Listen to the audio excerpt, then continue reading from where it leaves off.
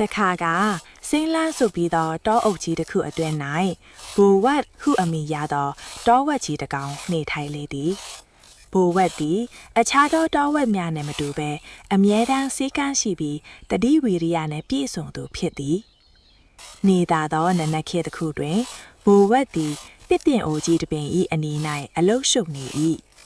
သူသည်သူ၏တမ္မာလာသောအဆွေအစုံကိုတစ်ပင်၏အခောက်မာများ၌အားရပါရပွတ်တိုက်နေသည်ရှက်ဟုမိတန်များမှာတောအုပ်အတွင်းဟင်းထွက်နေသည်အဆွေများမှာလည်းနေရောင်အောက်တွင်ဒလက်လက်တောက်ပေါက်နေလေသည်ထိုအချိန်တွင်အစာရှာထွက်လာသောဂျက်ကီအမည်ရှိသောမြေခွေတကောင်မှာထိုနေရာသို့ရောက်ရှိလာသည်ဂျက်ကီသည်ပရိယံများပြီးအပျော်အပါးကိုသာမက်မောသူဖြစ်သည်သူသည်ဘူဝက်၏အပြူအမူကိုကြည့်ပြီးခက်ဖြုံးဖြုံးဖြင့်ချင်းကလာကဟေးအဆွေဘူဝက်မင်းပါဒီဒီလောက်တောင်အလုရှုပ်နေရလေကြည်စံချွေးရီတောင်ပြန်နေပြီဒီတောအုပ်ထဲမှာအခုလော်လောဆယ်မင်းကိုရန်ဖြူမဲ့ဘယ်ရန်သူမှလည်းမရှိပါဘူးမုတ်ဆိုးတွေလည်းမလာသလိုကြားနဲ့တစ်ကူလာဦးဒီလည်းတစ်ဖက်တော့ထဲရောက်နေကြတာပဲကိုကြီးမင်းမအနားယူဖို့အချိန်တွေအများကြီးရှိပါသေးတယ်ဟုကဲ့ရဲ့တလို့ဖြင့်ပြောလိုက်သည်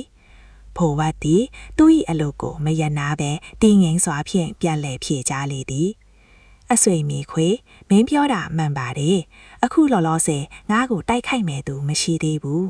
ဒါပေမဲ့ငါ့ရဲ့အဆွေတွေကိုဒီလိုအားလတ်တဲ့အချိန်မှာသွေးမထားဘူးဆိုရင်တကယ်တမ်းရန်သူနဲ့ရင်ဆိုင်ရတဲ့အခါငါမှလက်နက်အသင်းဖွင့်နေပါတော့မလားဂျက်ကီကရေမောကအော်ရန်သူလာမှသွေးလဲရတာပဲဟာအခုတော့အေးဆေးအိတ်လိုက်ပါအောင်လားဟုဆိုကထပ်ခွာသွားလေသည်နောက်တစ်ပတ်ကြာတွင်တောဦးအတွင်းသို့ဗိုက်ဆနေသောကြားထက်တကောင်ရုတ်တရက်ရောက်ရှိလာသည်တောကောင်လေးများမှာထိလန့်တကြားထွေပြေးကြရသည်ဂျက်ကီသည်လည်းကြောက်လန့်တကြားပြေးလွှားရင်လမ်းတွင်ဘိုဝဲနှင့်တိုးလေသည်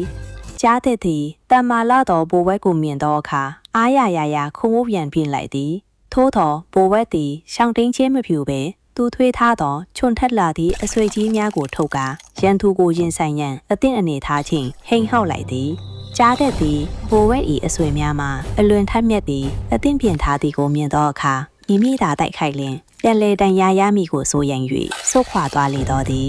ထိုအခါမှဂျက်ကီသည်ချွေသီးချွေပေါက်များထင်ဘိုဝဲအနာသို့ကပ်လာပြီးငါအခုမှနားလေသွားပြီးအဆွေဘိုဝဲဘေးအန္တရာယ်ဆိုတာကကြိုတင်အကြောင်းကြားပြီးလာတာမဟုတ်ဘူးပဲအခွင့်ရေးရှိတုံပြင်ဆင်ထားမှသာအသက်ပေကလွန်မြောက်နိုင်မှာပါလားဟုဝန်ခံစကားပြောကြားလေတော့တည်းတင်ခန်းစာမဟီးကြုံမှပြင်ဆင်ခြင်းထက်အားလက်သောအချိန်တွင်ကြိုတင်ပြင်ဆင်ထားခြင်းကသာအောင်မြင်မှုကိုပေးစွမ်းနိုင်သည်